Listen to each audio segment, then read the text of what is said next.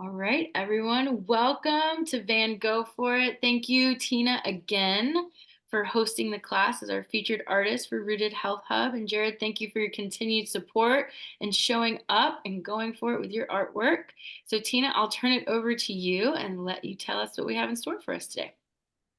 All right. Well, we're going to continue with palette knife work and um, working and discovering technique still or brushing up on technique we learned last week.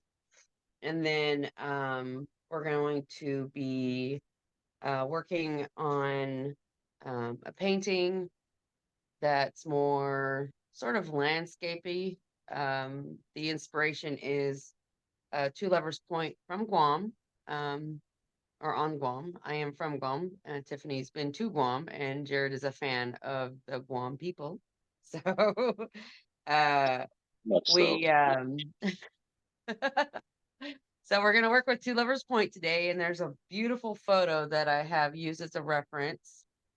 And so it's going to come to life on our canvases with um our palette knife painting. Um We're working mainly with blues. You can use whatever colors you want, but we have blues and reds and greens and some like tans. And The we're just gonna secret dance continue with color. Yeah, but ish. yeah, there you go. Doesn't look too good on the phone, but yeah, there. Boofles. But it's a beautiful photo that I had seen on Facebook from a group on Facebook of people that live on Guam and post photos of the landscape. So it's wonderful. So if you want to go find them, they're on Facebook as well.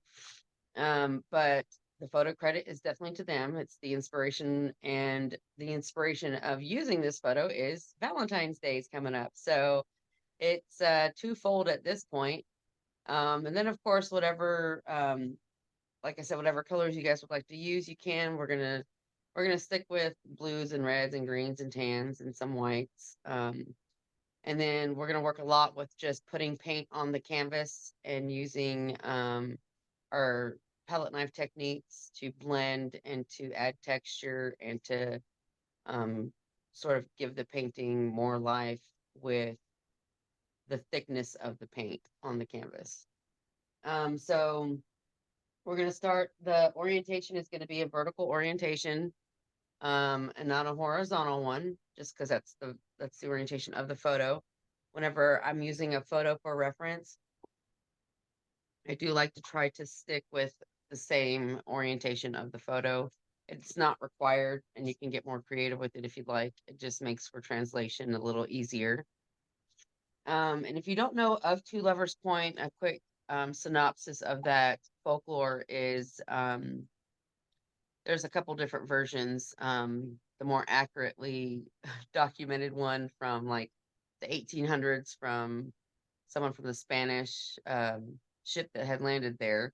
But what I'm going to go with is what I've seen written at the actual Two Lovers Point Museum that is located on Guam. And so essentially, woman of wealth, woman of notable family on Guam, scheduled to be married to a Spanish soldier, sailor. Didn't want to because she fell in love with a, uh, you know, essentially a lower class Chamorro man. And Chamorro are the people of Guam. And so they ended up being chased by the Spanish army and her father to Two Lovers Point, which is the highest point or cliff on Guam.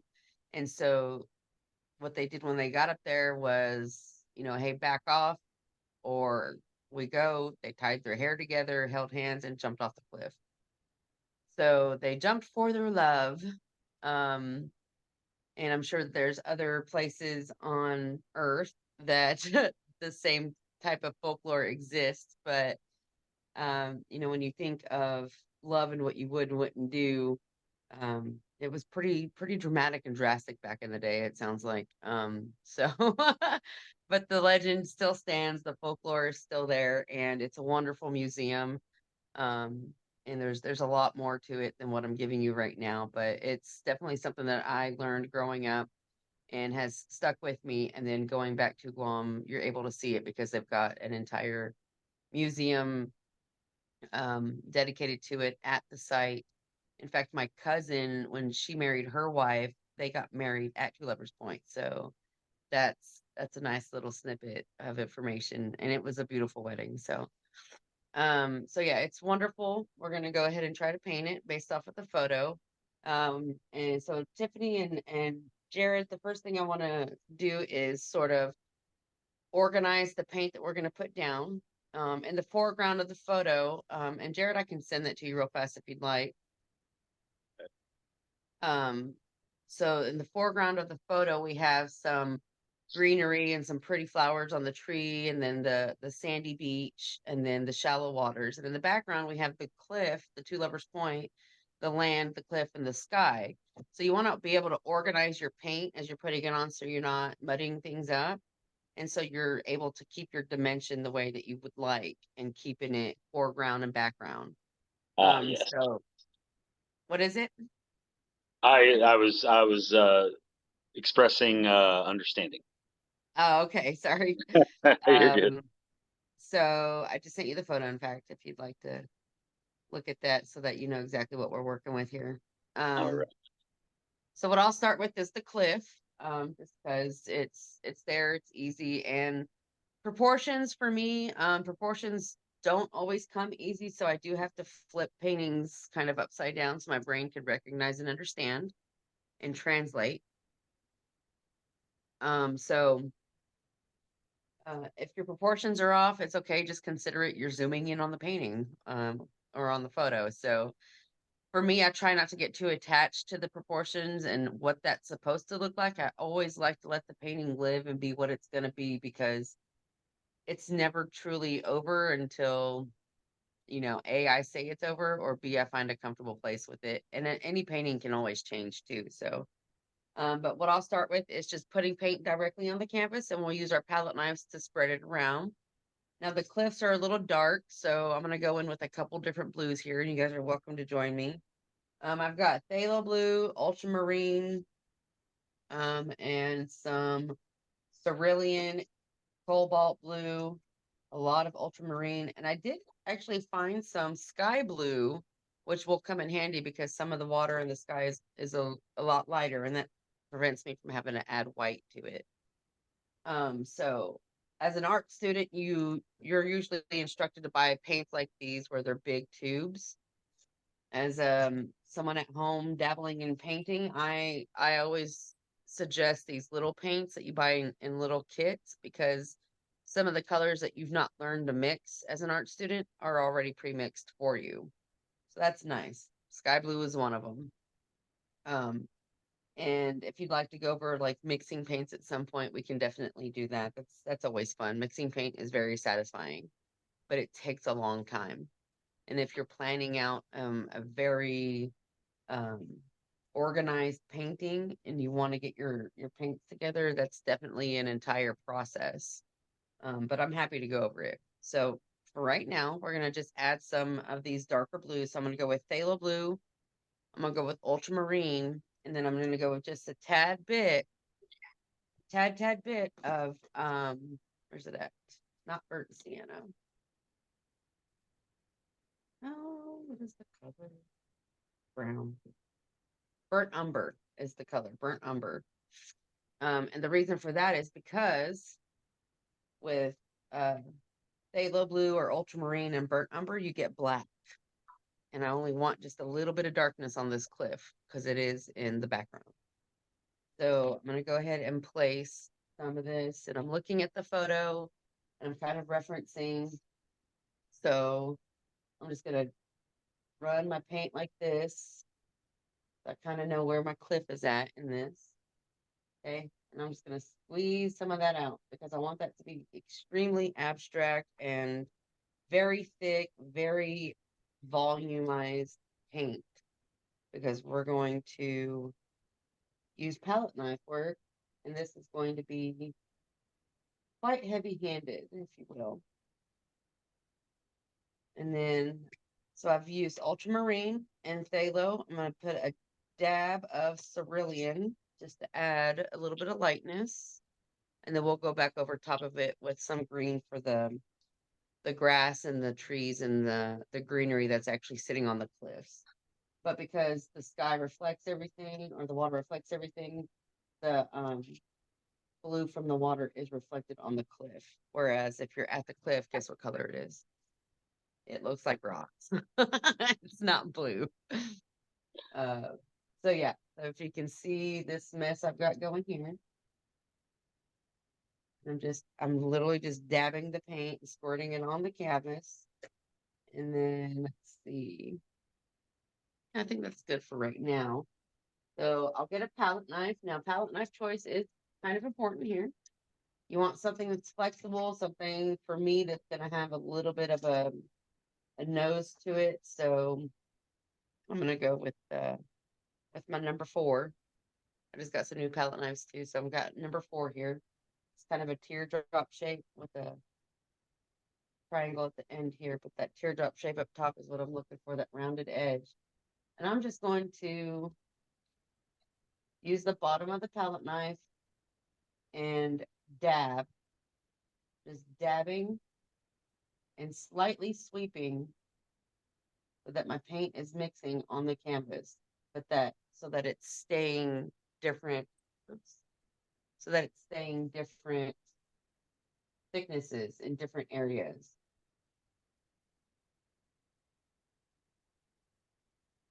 And we're just going to, and if you'd like, Jared, to blend it, what I'm doing is I'm like pushing down and then putting the weight on the far right edge of this palette knife, and then you can sweep across if you like, and that's one way you can blend. Sweeping flat or sweeping with the edge? Sweeping at an angle, so it's kind of like you start with the palette knife flat on the paint and then tilt it to the right or left a little bit Okay. to get some angle, and then just pull that across your canvas, okay? All right. And you can change direction with it, up and down, sideways, back and forth. We just really want to spread this to get our cliff in here. And like I said, it's going to be different. It's going to be kind of not exactly proportioned like you would probably think. I've had practice of letting go of what I think the proportion needs to be and what the proportion actually is. So that's my experience with that. Now, I'm just dabbing. I'm going back in and I'm dabbing it like this so that I can keep giving it texture. I do like this lighter blue coming in here and blending with the ultramarine. And so it's the cerulean blue blending with the ultramarine, kind of just giving it more of a free flowing look, if you will. And then I'm going to dab at the edges here just to kind of maintain the integrity of, hey, these are rocks, right? These 2 lovers jumped and plummeted to their death because it's rocks and water. So it's not like 2 lovers slid down a hill and went swimming. So it literally leapt. Yeah. And then of course, if you don't have enough paint on your canvas, then add more.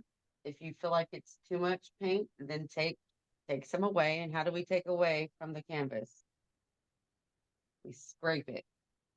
And guess what's Yes. good for scraping? If you have multiple palette knife, which you should be good now, right? You got your palette knives out. All right. Then what's good about that is you can use a different one, and that makes cleanup easier because you just wipe it clean. You don't have to dip it in anything. I'm gonna go in with my burnt umber a little bit more and just add some to that, just because I want it darker in some spots. And so I'm just going to put that right directly on the canvas. But what I'm gonna do, I'm gonna wipe off my palette knife that I've been mixing with so that I can start fresh with the burnt umber instead of blue on top of that burnt umber. Gotcha. So a good thing about working with palette knives is you can wipe that sucker clean every single time you want to go back into the painting. And one thing I recommend, this is why we have so many palette knives and brushes, but one thing I recommend is switching your palette knife. Kind of go outside your comfort zone, switch palette knives. Now, these are new ones that I just got. I literally just opened them. So I've got this square rounded edge one, and it's not real flexible, but I'm excited to use it. I think it'll help blend a little bit. So I'm learning with you today with this. It's kind of like a cake, kind of like a cake palette knife. It's making it, I just put it on the canvas, kind of making it easier to cover larger areas. So, and if you can see this burnt umber mixing with the blue, let me pull it. What that look like. There we go. And it's just kind of mixing with it, making it darker, Yeah. which is what you get when you mix burnt umber with blue. You get black. That's one of the first lessons that I learned in art school was mixing black.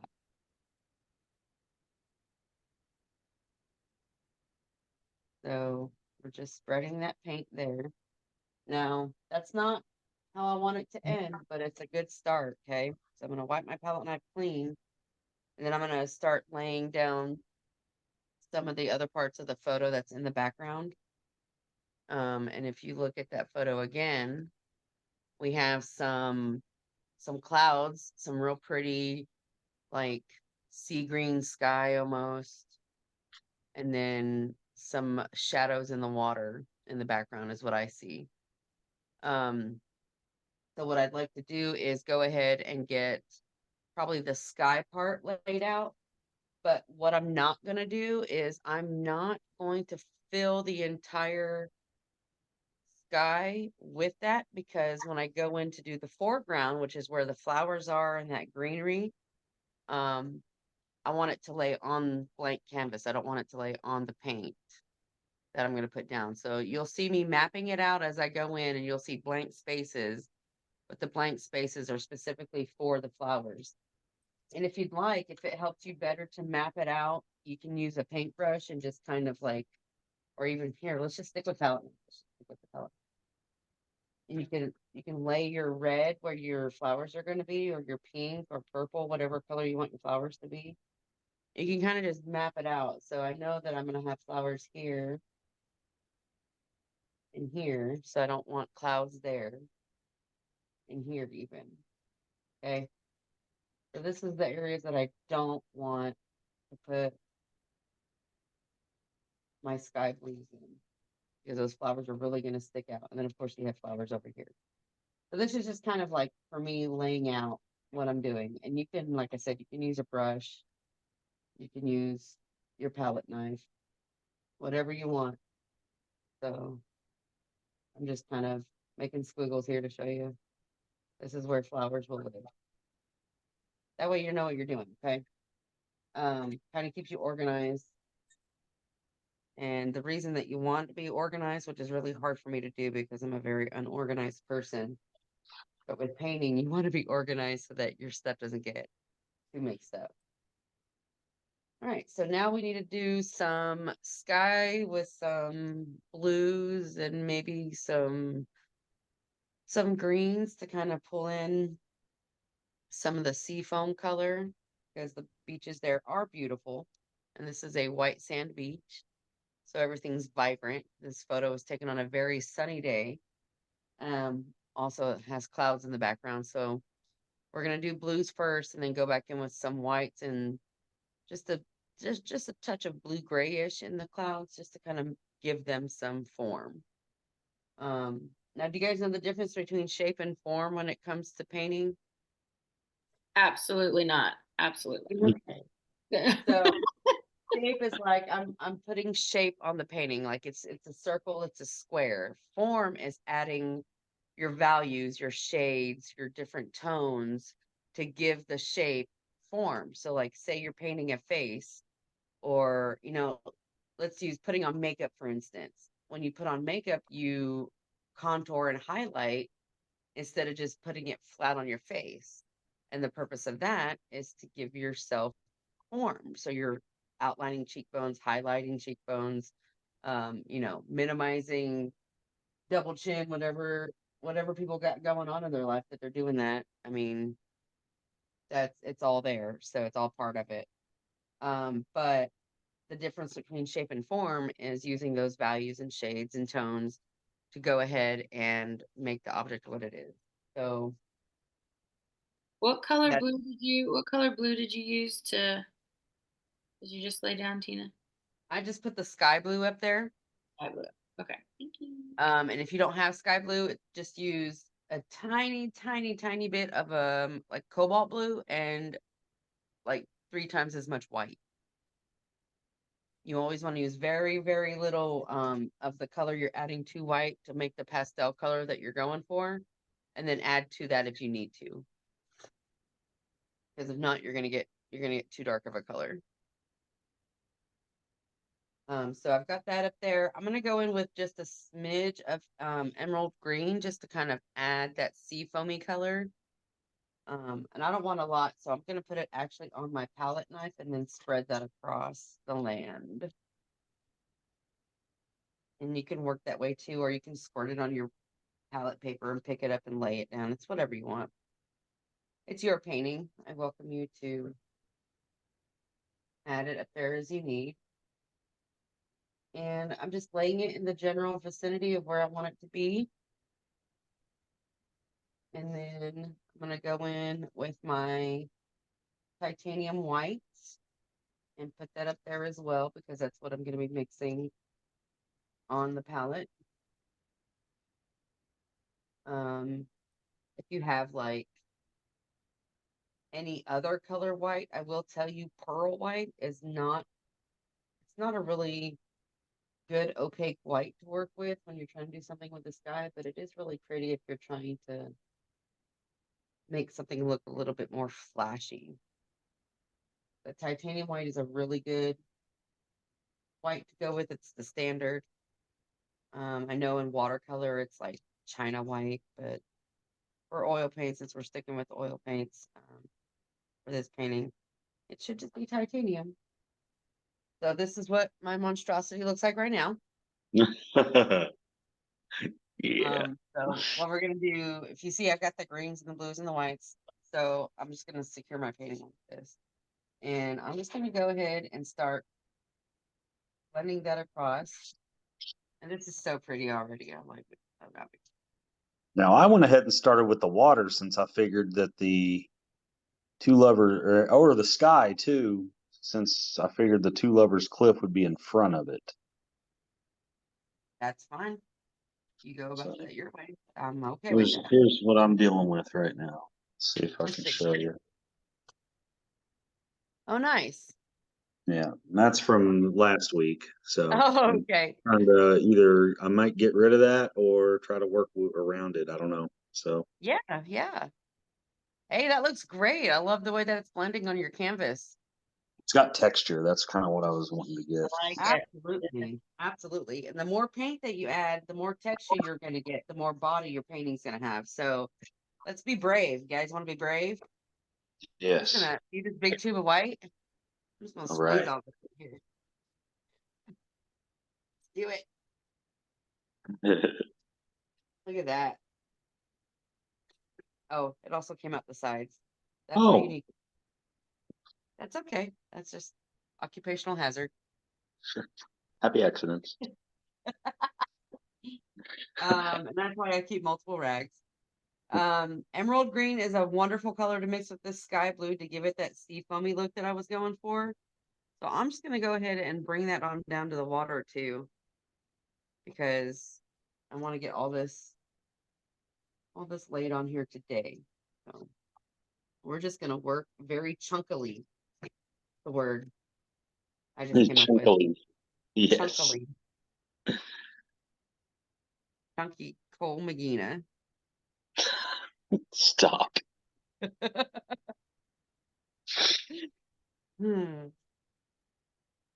The legend of Two Lovers Point. I mean, like I said, I've heard that since I was a kid, so it was really interesting to see it in person. And you know how like when you're in school and you grow up and you're learning about like the Roman gods and what that looked like, and then all these like big historical places, and then you go to them and you're like, oh, okay, now what? Right. But there's more to explore when you're there. They've got so much integrated into it, like um the story, the land, the people. I mean, it's phenomenal. Guam really has done a great job with getting the history out there and bringing the arts into it. So I was highly impressed. So if you ever go, you will not be disappointed. I can tell you that much. Now, this is all I'm doing. I've kind of turned my painting. It looks real thick. We're getting real thick here. Wow. Real thick. It looks like absolute trash right now. I will say that much. But I'm just going in and I'm moving. It does not look like absolute trash, you know. It does. I don't know. It looks like Hold SpongeBob. on, hold on. I did take a picture because I had an art teacher once, wink, wink, that taught me to take pictures along the way. So I took a Nice. picture of her. It's coming along. Yeah. Oh, good. Hey, we're in similar spots. I love it. Trash. Jerry, yours is almost set up to do like a sunset. I like that, but Yeah. As the sun sets on their souls. That's on right. the third day. That's what I think of. I'm out of white. I've used two tubes of white today. Oh wow. Yeah. You can add your mineral spirits if you need. Yeah.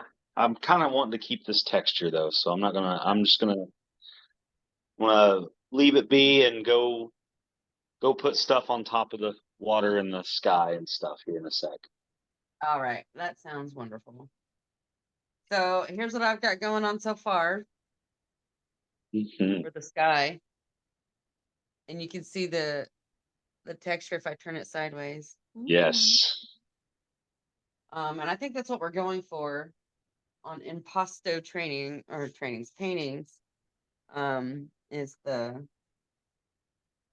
texture in the sky. Not like Lucy in the sky, but the texture in the sky. Song and movie just come to me. I don't know what it is. Stupid references. So I'm just gonna continue that. We're gonna go down the side of the cliff here where they fell to their Demise. demise, their love or death. I'm going to share with Jared. This is a very special tool that I picked up at Lowe's today that I All caught it right.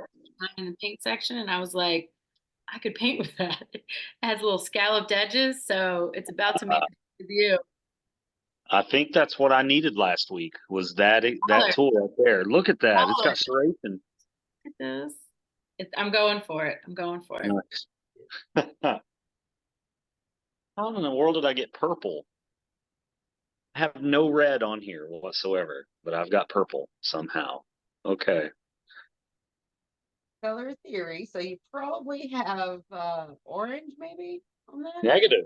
Maybe I may have picked some up on accident. That's true. Yeah. Yeah, that's what happened. Yep. Okay, so I'm pulling the water down. And as you can see, paint is blending on the canvas, which I really love. So I'm going to continue to add paint to this so I can keep blending. And right now, where I've got the flowers, there's a little bit of a cloud here. I think I need to put a little bit more emerald green on that spot. Then what I'm going to go to is the sand next. Now, if you don't have white right now, Yeah. I will tell you I mixed yellow ochre with white to get the sand color. That's exactly what I had out was yellow ochre and white for my sand. That's amazing. Well, see, you're very intuitive with it, so no problems there. I had nothing out. White, I had nothing out. I have gold and white. What else can I use? you can use yellow ochre with your white, Is that and that is that the one I that call ogre? Oh yeah, no. that's the one. Um, but that one is definitely a good one to mix. And like I said, when you're mixing into white to make something like sand color, go very conservative with the color you're adding to the white, so you don't Okay. over pigment Okay. that. So I'm just going to continue to add my blue so I can go over with my white. I fortunately have a big tube of white here, so I'm not going to be I'm without. buying that today. Yeah. I'm getting a big thing of white because I use it for everything. Yeah. In class, honestly, honey, in class, Yeah. after your initial like class of learning how to mix paint, color theory, what you're doing with it, I Yeah. ended up buying like a jar of it like this of white Yes. That's what I need right because there. I That's the went through Garrett so size. much white, and they do sell it like that.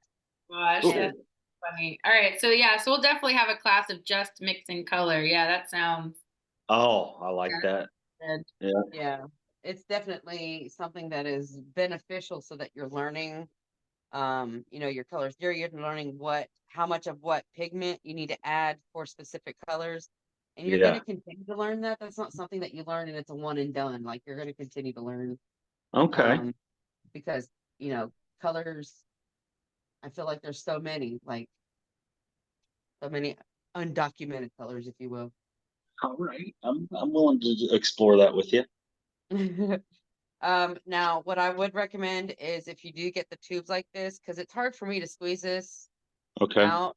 You want to get your clamp pinchy thingy, my popper.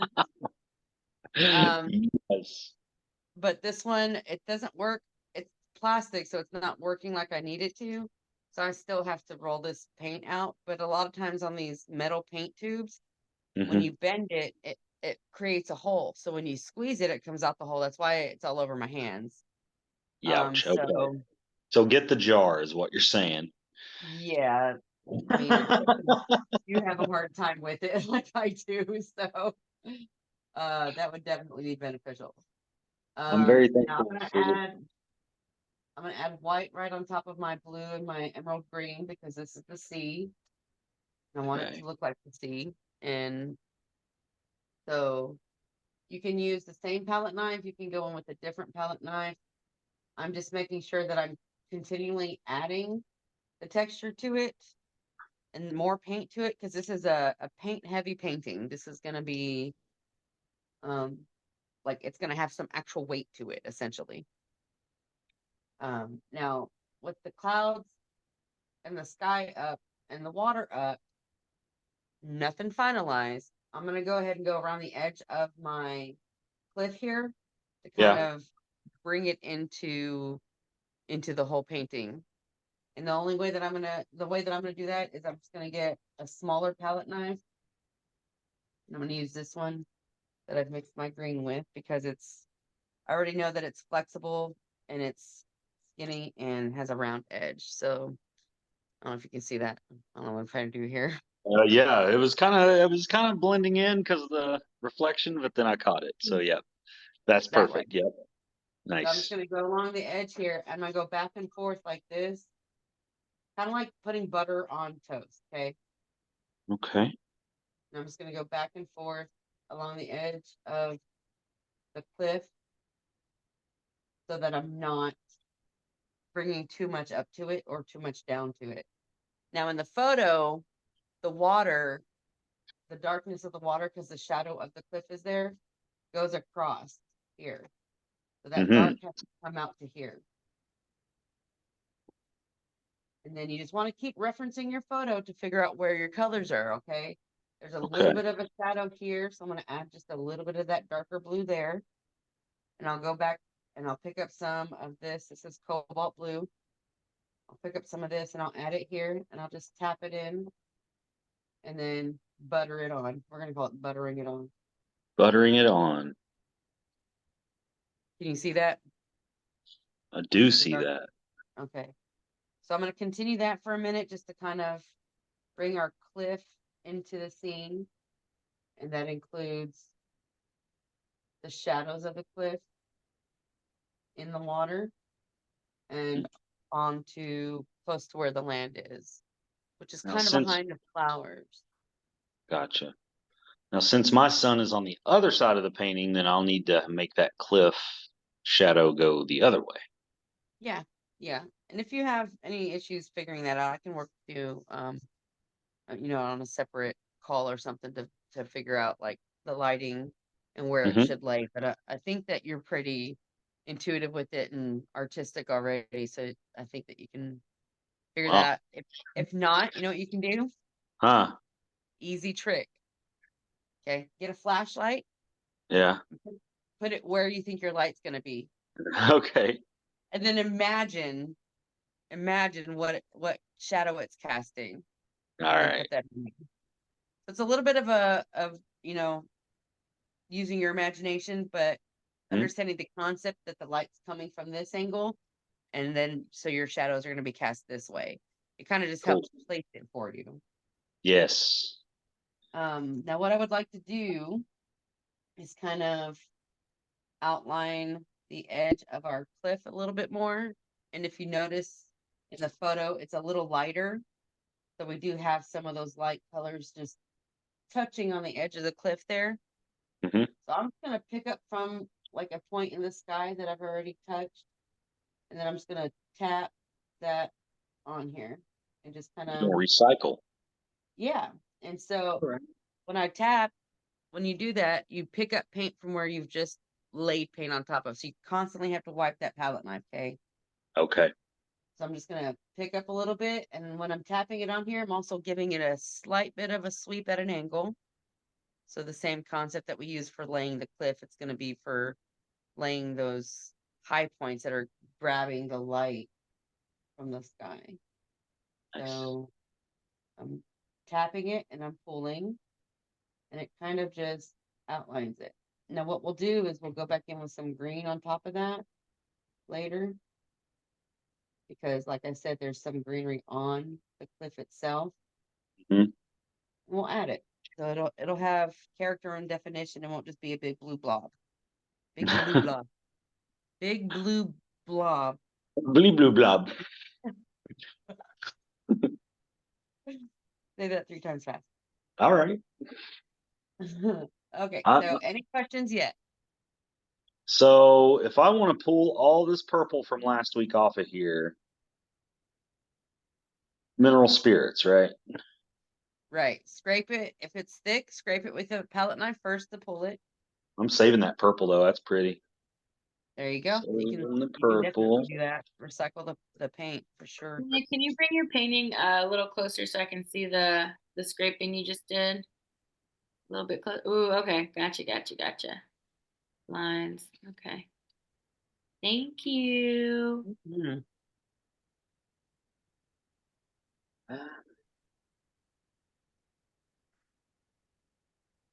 Now there's a lot you can do with making the water either look like water or just look flowy.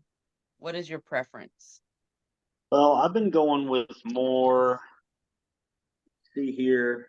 I don't know if you would what you would call that. I'm trying to get texture. Can you see it? Pull back up. I'm gonna get texture and flow in there. Oh yeah. I do like the purple in it, by the way. I know that was a happy accident for sure. Yeah. Yeah. You definitely want to make sure you get some of that in the sky though, whenever you start doing that. Okay. So that it is the reflection and it ties the painting together. But I do Yes. love the purple. It's beautiful. So yeah, having your flowy waves with the thickness, I feel like that is a wonderful way to depict water. When you have choppy waters or waters where like there's a lot of wind, you know what that looks like little tiny waves everywhere. I was Mm-hmm. going to show you a trick if you guys wanted to learn a trick on doing that, Mm-hmm. but it's essentially the same, like pat and pull. And these are these are terms that I'm making up, by the way. This is Okay. not written in a book. It will be soon. Yeah. So pat and pull, right? So you can use, I would recommend a small palette knife for that. All right. So the pat and pull, it depends on which way you want your pull to go. So you have to actually put a little thought into that. So I'm going to pat and pull up. And then what that does is it creates those little movements in there. And it also gives, can you see that?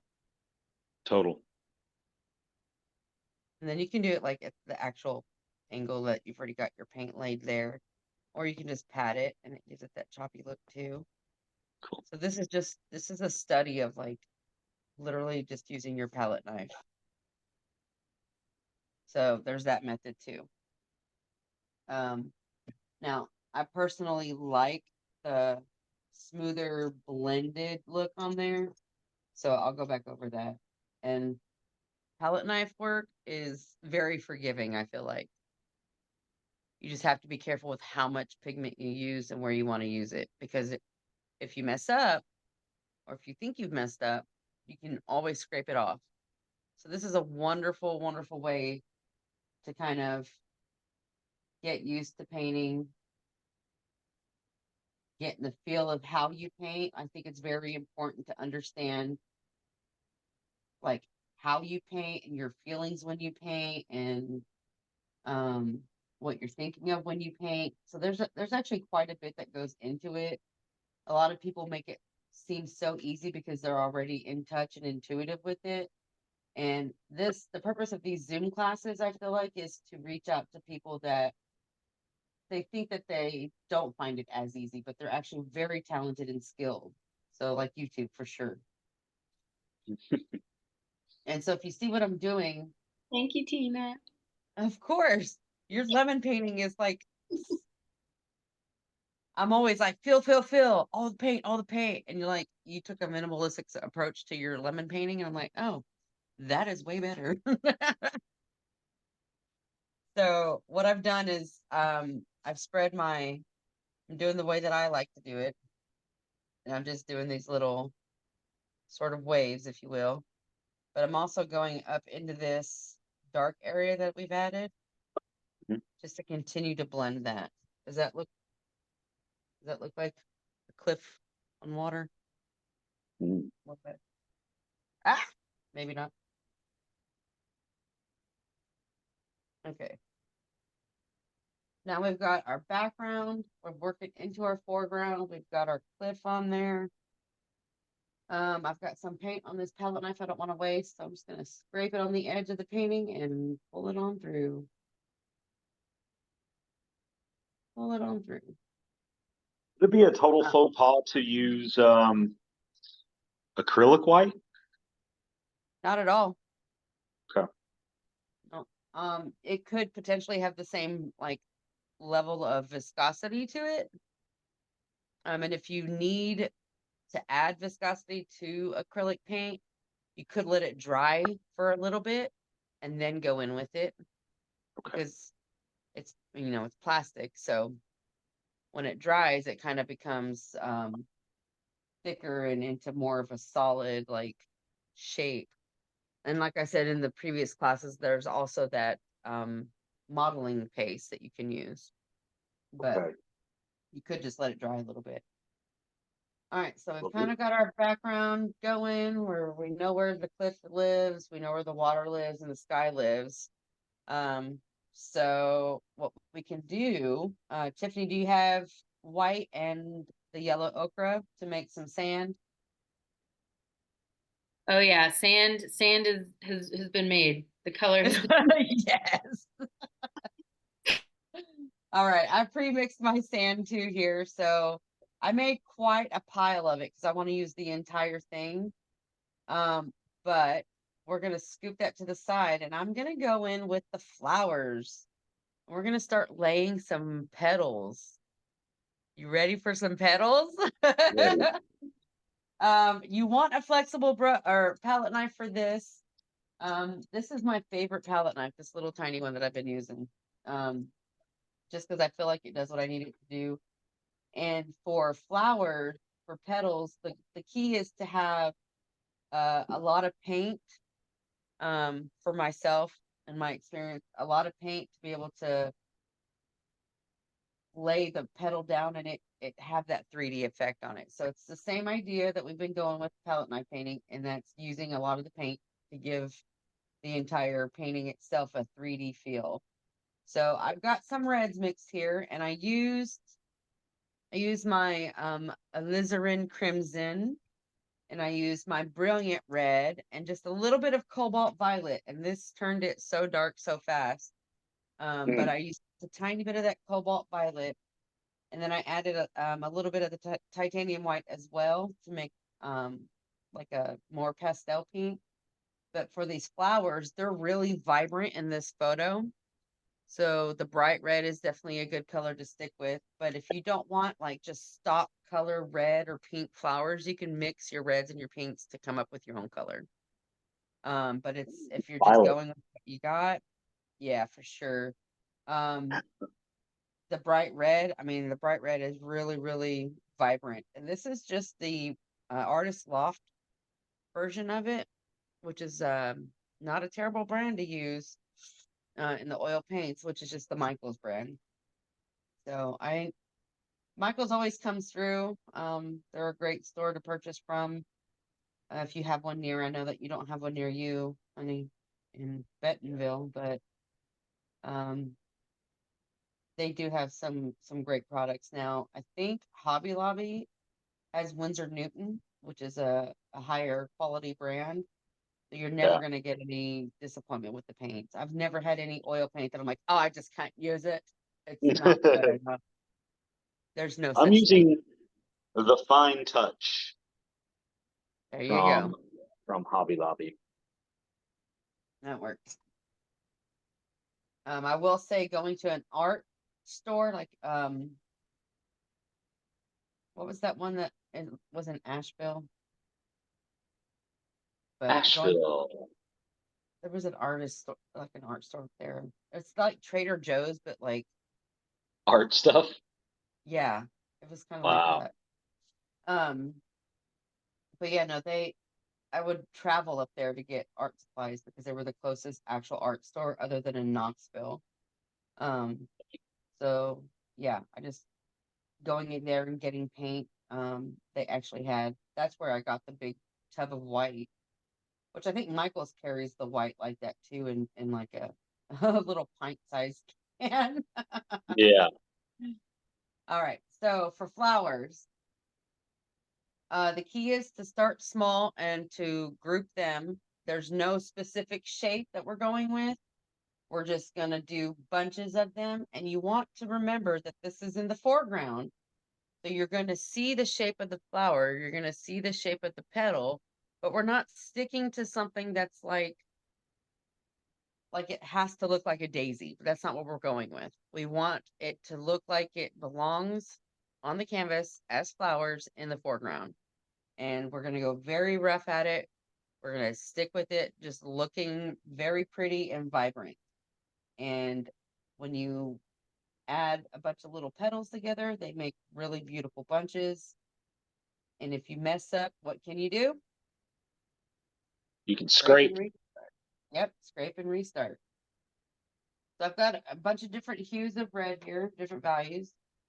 You can see I've got all different colors. So we're accounting for all the different areas that are hit by light and the areas that are in the shadows.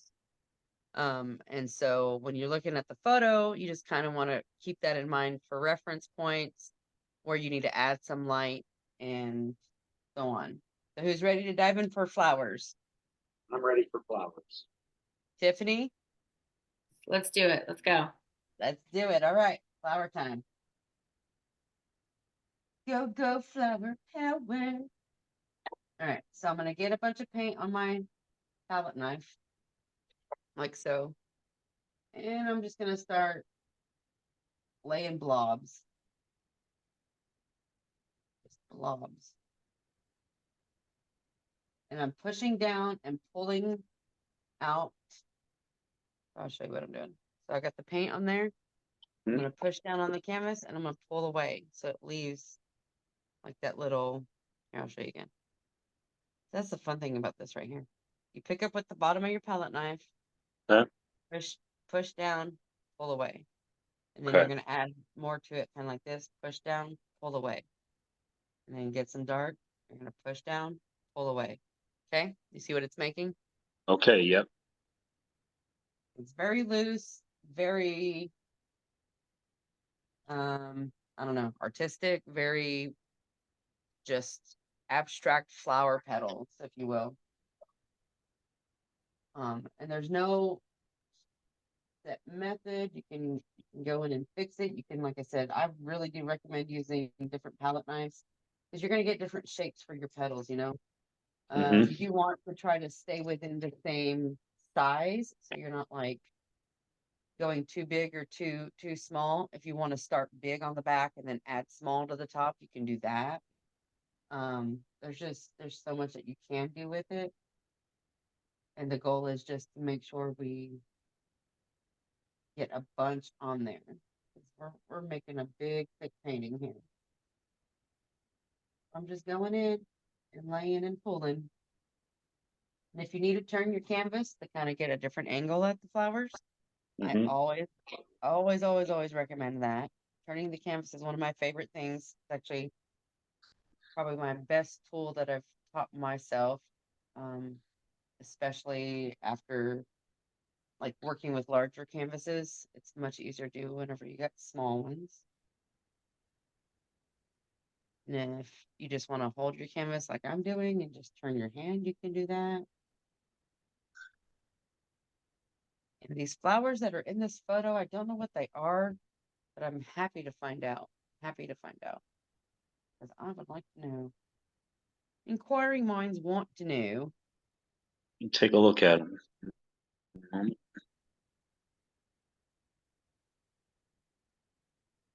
Those might be bougainvilleas. All right. Yeah, those got to be bougainvilleas because they got the little white flower in the middle of the bright flower. Yeah. Right.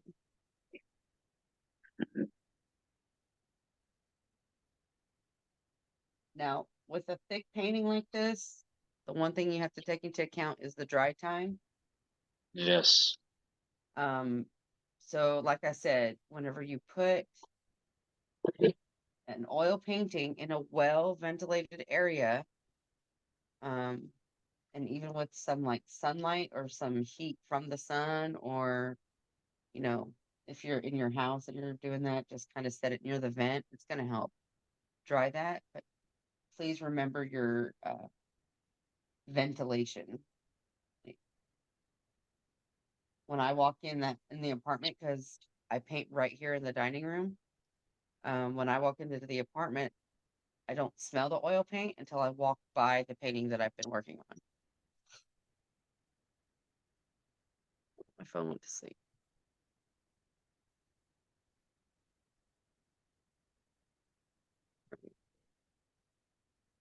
All right, and so I've got a bunch of flowers here that I'm working with. That's coming to life. I like it. Oh, And wow. if you notice in the painting, it's not in the same exact location, right? Right. So it doesn't really matter, you guys. It doesn't matter. We're recreating a photo, so that it's just a photo reference. So just know that there's no wrong way to do this. And as long as it turns out how you want it to, it is your painting. It is for the pure joy of getting in there and getting your hands, I guess, dirty, if you will. My hands are definitely dirty, but All right, I did um, that one flower done let's ish. see. Ooh, heck yeah.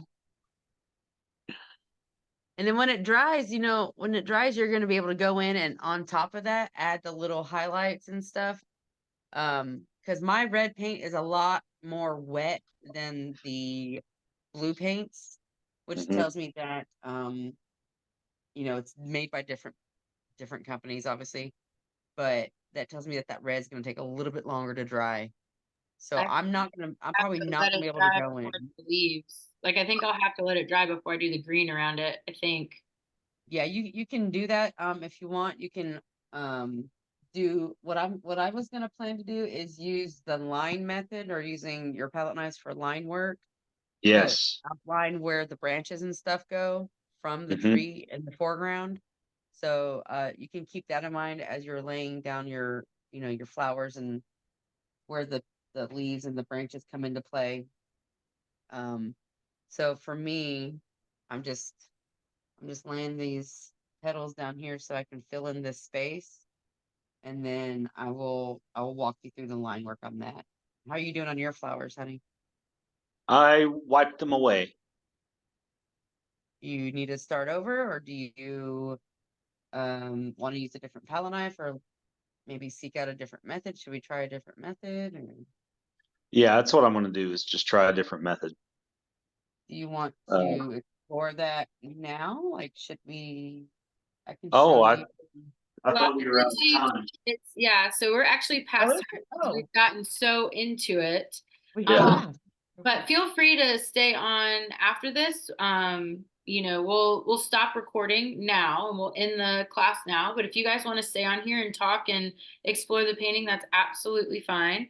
So let me go ahead and say thank you again, Tina, for hosting. Jared, thank you for your support. Please remember to take a picture of where you are now so that way we can compare to whenever you say your painting is final or for the next class. And we'll see you next time. And remember, Tina and I are always rooting for you and your artwork. All right.